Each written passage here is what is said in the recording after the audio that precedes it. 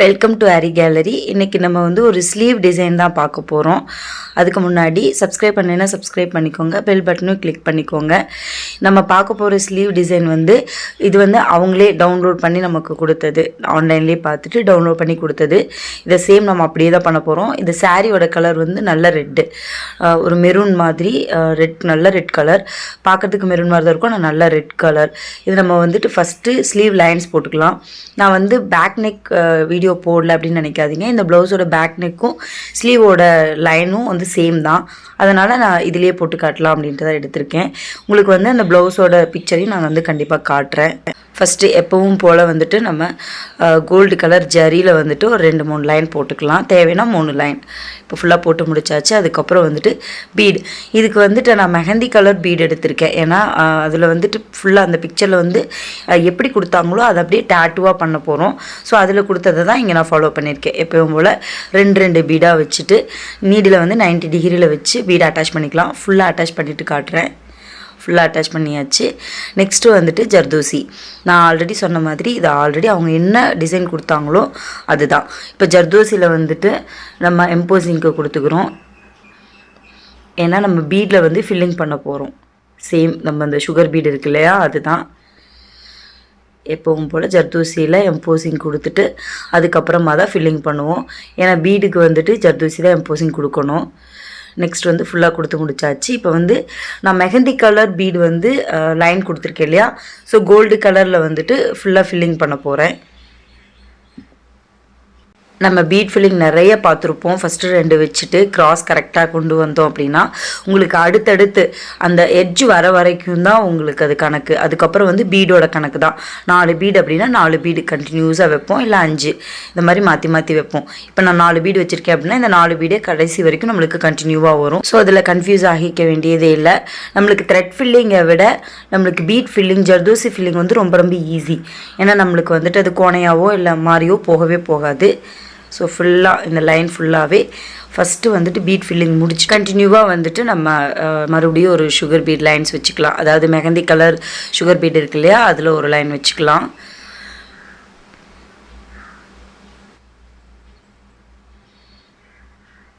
நம்ம வந்து first start பண்ணும்போது ஒரு 2 இன்ச்சு 3 இன்ச்சுக்கு வந்துட்டு உங்களுக்கு கொஞ்சம் கஷ்டமாக இருக்கும். அதுக்கப்புறம் போக போக வந்து உங்களுக்கு ஸ்பீட் இன்க்ரீஸ் ஆயிரும். ஸோ இதை ஃபுல்லாக முடிச்சுட்டு அதுக்கப்புறமா நான் காட்டுறேன். அப்போ தான் உங்களுக்கு லுக் எப்படி இருக்குன்னு தெரியும். ஃபுல்லாக முடிச்சுட்டேன் பாருங்கள். இப்போ நான் இதுக்கப்புறமா மறுபடியும் சொன்ன மாதிரியே சுகர் பீட்ஸ் லைன்ஸ் தான் வச்சுருக்கேன். மறுபடியும் வந்து கோல்டு கலரில் ஒரு சுகர் பீட் லைன் வச்சுட்டு மறுபடியும் மெஹந்தி கலர் லைன் வச்சுருக்கேன். நெக்ஸ்ட்டு வந்துட்டு பீட் நம்பர் 4 வந்து ரவுண்ட் பீட் எடுத்துக்கணும். அது வந்து லைனாக ஒன்றுமே அதில் இடையில வைக்க போகிறது கிடையாது, அப்படி லைனாக வைக்க போகிறோம். இதுவே வந்து இது என்னோடய சஜஷனாக இருந்து இது என்னோடய டிசைனாக இருந்துச்சுன்னா கண்டிப்பாக நம்பர் 4 மட்டும் வைக்க மாட்டேன். இடையில வந்து சுகர் பீடு வைப்பேன். பட் இது வந்து டேட்டுவாக பண்ணுற ஒர்க் அப்படிங்கிறதுனால கண்டிப்பாக நம்பர் 4 மட்டுமே நான் வைக்க போகிறேன். ஃபுல்லாக வச்சாச்சு. இதுதான் வந்துட்டு நம்மளுக்கு நெக் லைன்லேயும் வரும். உங்களுக்கு வந்து ப்ளவுஸையும் நான் ஃபுல்லாக உங்களுக்கு காட்டுறேன். இப்போ வந்து மேலே மோட்டிவ் போட்டிருக்கோம் இல்லையா, அதை தான் பண்ண போகிறோம். இந்த ட்ராயிங் வந்து அந்த பிக்சர்லேருந்து அப்படியே ட்ரேஸ் பண்ணி எடுத்தது தான். ஒரே ஒரு பிக்சர் அப்படியே நான் வந்து ப்ளவுஸ் ஃபுல்லாக போட்டிருக்கேன், அவ்வளோதான். இதில் ஃபஸ்ட்டு வந்து நம்ம சுகர் பீடை வந்து அவுட்லைன் மாதிரி போட்டுக்கிறேன். இதுக்கும் நம்ம 2 தான் வைக்கணும். ரொம்ப டேர்னிங்ஸ்லாம் வந்துட்டு ஒரு சுகர் பீடெல்லாம் வச்சு நான் டேர்ன் பண்ணிக்கிட்டேன். ஃபஸ்ட்டு இது ஃபுல்லாகவே அவுட்லைனில் வந்துட்டு மெஹந்தி கலர் கொடுத்து அவுட்லைன் போட்டுக்கிறேன். பார்த்திங்கன்னா தெரியும் இது எப்படி போட்டிருக்கேன் அப்படிங்கிறது.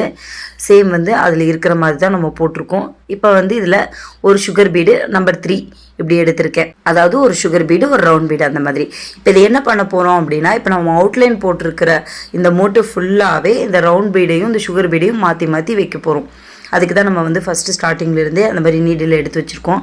இது ஃபுல்லாகவே ஃபில்லிங்கே வந்து இந்த மோட்டிவ் ஃபுல்லாகவே வந்து ரவுண்ட் பீடு சுகர் பீடு மாற்றி மாற்றி வைக்க போகிறோம், அவ்வளோதான். இப்படி வைக்கும்போது நம்மளுக்கு என்ன டிஃபிகல்ட்டிஸாக இருக்கும் அப்படின்னா, ஒரு டேர்னிங்ஸுக்கும் வந்துட்டு நம்மளுக்கு அது ரொம்ப பர்ஃபெக்டாக வந்து வராது. ஒவ்வொரு தடவையும் நம்ம வந்து ரொம்ப ரிஸ்க் எடுத்து பண்ணுற மாதிரி தான் இருக்கும். ஸோ அது கரெக்டாக பர்ஃபெக்டாக பண்ணணும். அந்த ஒவ்வொரு டேர்னிங்ஸ்லையும் அந்த சுகர் பீடையும் நம்பர் 3ஐயும் மாற்றி மாற்றி வைக்கிற மாதிரி இருக்கும். ஒவ்வொரு தடவை வந்து இப்போ நான் வச்சுட்ருக்கேன்ல அந்த மாதிரி 2 சுகர் பீடு கூட வைக்கிற மாதிரி இருக்கும். ஸோ இது வந்து ரொம்ப ஸ்லோவாக நம்ம பண்ண வேண்டிய ஒரு விஷயந்தான். பொறுமையாகவும் பண்ணணும். அப்போ தான் அந்த டேர்னிங்ஸ் எல்லாம் ரொம்ப அழகாக இருக்கும். இல்லை அப்படின்னா அந்த ஃபில்லிங் பண்ணும்போது நம்மளுக்கு ரொம்ப டிஃப்ரெண்ட்டாகவும் டிஃபிகல்ட்டிஸாகவும் இருக்கும். ஸோ இது ஃபுல்லாக கம்ப்ளீட் பண்ணதுக்கப்புறம் தான் அந்த லுக் நம்மளுக்கு எப்படி இருக்கும் அப்படிங்கிறது தெரியும். ஸோ இப்போ நான் போட்டுட்ருக்கேன் இல்லையா, அந்த மோட்டிவ் ஃபுல்லாக போட்டதுக்கப்புறமா அதோடய லுக் எப்படி இருக்கும் அப்படிங்கிறத நான் காட்டுறேன். போட்டு முடிச்சுட்டு அதுக்கப்புறமா காட்டுறேன். பிகாஸ் நம்ம இதையவே தான் கண்டினியூவாக பண்ண போகிறோம். அந்த டேர்னிங்ஸே வந்துட்டு உங்களுக்கு புரியாமல் போயிடக்கூடாதுன்றதுக்காக தான் நான் அதை எக்ஸ்பிளைன் பண்ணேன். ஸோ இது ஃபுல்லாக முடிச்சுட்டு காட்டுறேன். நெக்ஸ்ட் வந்து நம்ம போட்டிருக்கோம்ல பெரிய மோட்டிவ், அந்த ஒரு சைடில் மட்டும் இந்த நம்பர் 4 பீடு வந்து ஒரு லேயர் வரும். நான் ஆல்ரெடி சொன்ன மாதிரி இது அப்படியே டேட்டுவாக நம்ம பண்ணுற டிசைன் பார்க்குறதுக்கு ரொம்ப அழகாக இருந்துச்சு. இது கம்ப்ளீட்டாக முடிச்சதுக்கப்புறம் பார்க்குறதுக்கு நம்மளுக்கு ரொம்ப அழகாக இருந்துச்சு. டிஃபிகல்ட்டாக இருந்தாலும் கரெக்டாக அந்த சுகர் பீடை ஒட்டியே நம்பர் 4 கொடுத்துக்கலாம். இது எல்லாமே கொடுக்கும்போது கொஞ்சம் கேஷுவலாக கொடுங்க. ரொம்ப டைட் பண்ணி கொடுத்தீங்க அப்படின்னா வெளியே எடுக்கும்போது அந்த நம்பர் 3யும் அந்த சுகர் பீடும் உங்களுக்கு ரொம்ப தூக்கிட்டு இருக்கிற மாதிரி இருக்கும். ஸோ அதை மட்டும் கரெக்டாக பார்த்து கொடுத்துக்கோங்க. ரொம்ப லூஸாகவும் இல்லாமல் ரொம்ப இறுக்கி பிடிக்காமல் கொடுத்தீங்கன்னாவே ஓகே தான். ஏன்னா லூஸாக உங்களுக்கு கொடுக்கறதுக்கு சான்சஸ் கிடையாது. நீங்கள் டைட் பண்ணி ரொம்ப இழுக்காமல் பிடிச்சி கொடுத்தீங்கன்னாவே ஈஸியாக இருக்கும். அந்த பீட் வந்து நிற்கிறதுக்கு பர்ஃபெக்டாக இருக்கும். இந்த டேர்னிங்ஸ் வரைக்கும் மட்டும்தான் அந்த நம்பர் 4 வரும். அதுக்கப்புறம் வந்துட்டு நம்மளுக்கு கீழே அந்த நம்ம ஒரு மாதிரி டேர்னிங்ஸ் லீஃபோட டேர்னிங்ஸ் மாதிரி போட்டிருக்கோம் இல்லையா, ஒரு அழகு மாதிரி இருக்காது. அதில் வந்துட்டு நம்ம அந்த த்ரெட்டு ரெட் கலர் த்ரெட் இருக்கு இல்லையா, சாரியோட கலர், அதை தான் நம்ம கொடுக்க போகிறோம். ஃபுல்லாக ஒரு செயின் மட்டும்தான், அந்த லேயர் ஃபுல்லாக ஒரு செயின் மட்டும்தான் கொடுக்க போகிறோம். அந்த கலர் மட்டும் லைட்டாக தெரிகிற மாதிரி, வேறு ஒன்றும் பெருசாக ஒன்றும் நம்ம பண்ண போகிறது கிடையாது. ஃபில்லிங்கோ வேறு எதுவும் பண்ண போகிறது கிடையாது. வேணும்னா நீங்கள் 2 லைன், நான் வந்து 2 லைன் மாதிரி கொடுத்துருந்தேன். நீங்கள் வேணும்னா இன்னும் 2-3 லைன் கூட கொடுத்துருங்க. நம்ம என்ன மாதிரி ட்ரா பண்ணுறோம், அதில் எவ்வளோ கேப் விட்டுருக்கோன்றதை பொறுத்து தான் நம்ம அதில் எத்தனை லைன்ஸ் வந்து போடணுன்றது இருக்குது. ஸோ அது மாதிரி கரெக்டாக அது ஃபில் ஆகிற மாதிரி, அந்த ரெட் கலரில் ஃபில் ஆகிற மாதிரி கொடுத்துக்கோங்க. பிளாங்காக நம்மளுக்கு அந்த க்ரீன் தெரியக்கூடாது, அவ்வளோதான். ஃபுல்லாக கொடுத்தாச்சு. இப்போ வந்து இது சென்டரில் வந்துட்டு லைட்டாக ஒரு ஹாஃப் ரவுண்டு மட்டும் போடுவோம், அதாவது பீடிலேயே. இதுதான் அந்த மோட்டிஃபோடைய ஃபுல் ட்ராயிங்கே இந்த மாதிரி தான் இருந்துச்சு. நம்ம வந்து அதில் இருக்கிற மாதிரி அப்படியே ட்ராப் பண்ணணுன்றது கிடையாது. இந்த மாதிரி அதாவது மெயினான ஸ்ட்ரக்சர் மட்டும் ட்ரா பண்ணிவிட்டு இந்த மாதிரி எக்ஸ்ட்ரா இருக்கிறது எல்லாமே நம்மளே கையிலேயே போட்டுக்கலாம். ஈஸியாக தான் இருக்கும். ஏன்னா இது நம்ம அப்படி போட தான் நம்மளுக்கு ரொம்ப கஷ்டமாக இருக்கிற சில விஷயத்தை கூட, சில ட்ராயிங்ஸை கூட நம்மளாவே ஓனாகவே பண்ண முடியும். ஸோ அந்த மாதிரி ட்ரை பண்ணி பாருங்கள்.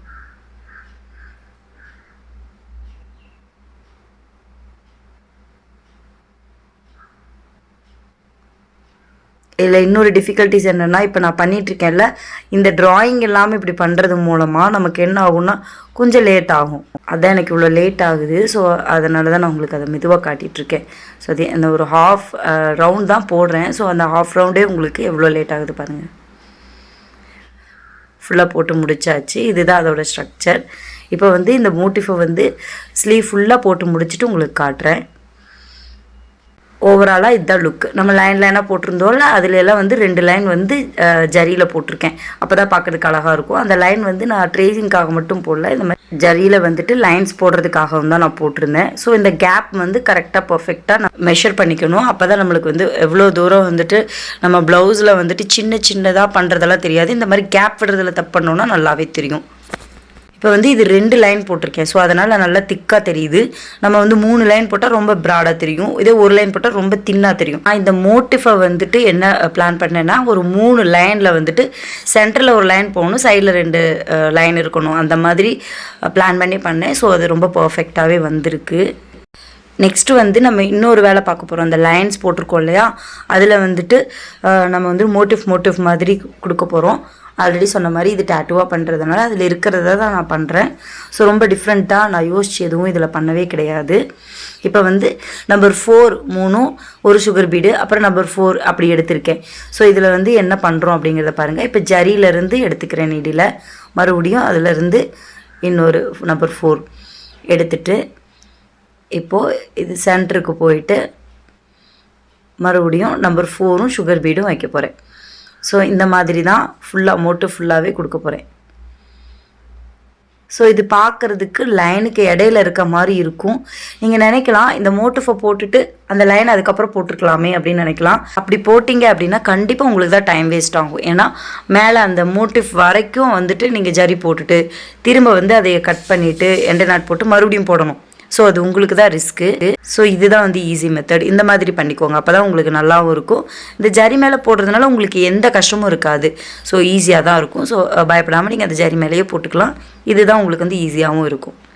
ப்ளவுஸ் ஃபுல்லாகவே வந்து இதே மாதிரி அந்த மோட்டிஃபை, அந்த ஓவரால் மோட்டிஃபை வந்து அங்கங்கே வைக்க போகிறோம்.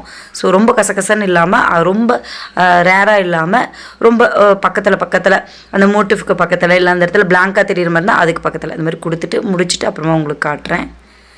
இப்போ ஃபுல்லாக முடிச்சாச்சு. ஃபுல்லாக முடிச்சதுக்கப்புறம் இந்த ஸ்லீவ் பார்த்திங்கன்னா ரொம்ப அழகாக, ரொம்ப டிஃப்ரெண்ட்டாக தெரிஞ்சுது. அந்த நம்ம ரெட் கலரில் போட்டிருக்கிற அந்த மைல்டாக அந்த கலர் காம்பினேஷன் சூப்பராக இருந்துச்சு பார்க்குறதுக்கு. இந்த ப்ளவுஸ் வந்து ஃபுல்லாக ஓவராலாக முடிச்சதுக்கப்புறம் ஸ்டிச் பண்ணதுக்கப்புறமா நம்ம கைக்கு வந்துருந்துச்சு அப்படின்னா நான் உங்களுக்கு காட்டுறேன். மேக்ஸிமம் இது வந்து வேறு ஒரு ஏரியாவுக்கு போக போகிற ப்ளவுஸ் பீஸு, அதனால் கண்டிப்பாக நம்ம கைக்கு வராது. அப்படியே இருந்தாலும் கஸ்டமர் பிக்சர் அனுப்புனாங்கன்னா நான் உங்களுக்கு வந்துட்டு கண்டிப்பாக ஷேர் பண்ணுறேன். ஏன்னா அது ரொம்ப அழகாக இருந்துச்சு பார்க்குறதுக்கே இது முடிச்சதுக்கப்புறமா. ஆக்சுவலாக நீங்கள் எல்லாருமே இந்த டிசைனை வந்துட்டு பின்ட்ரெஸ்ட்டில் பார்த்துருப்பீங்க. இந்த டிசைன் கண்டிப்பாக பார்த்துருப்பீங்க. இது ரொம்ப ஃபேமஸான டிசைன் தான். நெக்ஸ்ட் வந்து இதோட ப்ளவுஸோட பேக் நெக் காட்டுறேன்னு சொன்னேன் இல்லையா, அதோட வந்துட்டு டேசல்ஸும் பண்ணியிருக்கேன். சிம்பிளாக காட்டுறேன். இது வந்து பேக் நெக். இதோட டேசல்ஸ் எல்லாம் பார்த்தீங்கன்னா ரொம்ப சிம்பிள். நான் இதில் வந்துட்டு பேக் நெக்கில் என்ன ஒர்க் பண்ணிக்கணும் அதை தான் அப்படியே ஸ்லீவ் லைனில் பண்ணியிருக்கேன். ஃபஸ்ட்டு பேக் நெக் பண்ணிவிட்டு தான் நான் வந்து ஸ்லீவ் பண்ணேன். நம்மளுக்கு வந்து ஸ்லீவில் தான் வந்து ஒர்க் அதிகம். ஸோ பேக் நெக்கை வந்துட்டு கடைசியாக வந்துட்டு பின் பண்ணியிருக்கேன். ஸோ சும்மா காமிச்சா மட்டும் போதும், ஏன்னா அதே ஒர்க்கை தான் நம்ம அங்கேயும் பண்ணியிருக்கோம். ஸோ அதனால் எக்ஸ்பிளைன் பண்ண வேண்டியதில்லை. சேம் அதே தான், வேறு எதுவுமே இருக்காது. ஓவரால் மோட்டிவ் கூட நம்ம வந்து ஸ்லீவில் போட்ட அதே மோட்டிவ் தான். ஸோ ரொம்ப சிம்பிள். அதனால தான் நான் உங்களுக்கு வந்து அதை எக்ஸ்பிளைன் பண்ணலை. நெக்ஸ்ட்டு வந்துட்டு இந்த டேசல்ஸ். அந்த டேசல்ஸ் பார்த்திங்கன்னா ரொம்ப சிம்பிள். அவங்க கேட்டிருந்தாங்க டேசல்ஸ் இருந்தால் நல்லாயிருக்கணும். ஸோ அதனால் அந்த ரவுண்ட் பண்ணி அந்த ரவுண்டில் வந்துட்டு சும்மா முன்னாடி வந்துட்டு அந்த டேசல்ஸ் மட்டும் இருக்கிற மாதிரிக்கு பண்ணியிருக்கேன். ஸோ இதை அவங்க வச்சுக்கிறதுனா வச்சுக்கலாம், இல்லை அப்படின்னா இது வந்து ஆப்ஷனல் தான். அவங்க இல்லை கிராண்டாக வேணும்னா மாற்றிக்கலாம். ஸோ ஓவராலாக இதுதான் டிசைன். சின்னதாக ஸ்டார்ட் பண்ணி இவ்வளோ கிராண்டாக கூட முடிக்கலாம். வீடியோ கண்டிப்பாக உங்களுக்கு யூஸ்ஃபுல்லாக இருந்திருக்குன்னு நினைக்கிறேன். மறக்காமல் லைக் பண்ணுங்கள், கமெண்ட் பண்ணுங்கள், ஷேர் பண்ணுங்கள், சப்ஸ்கிரைப் பண்ணுங்கள். தேங்க்ஸ் ஃபார் வாட்சிங்.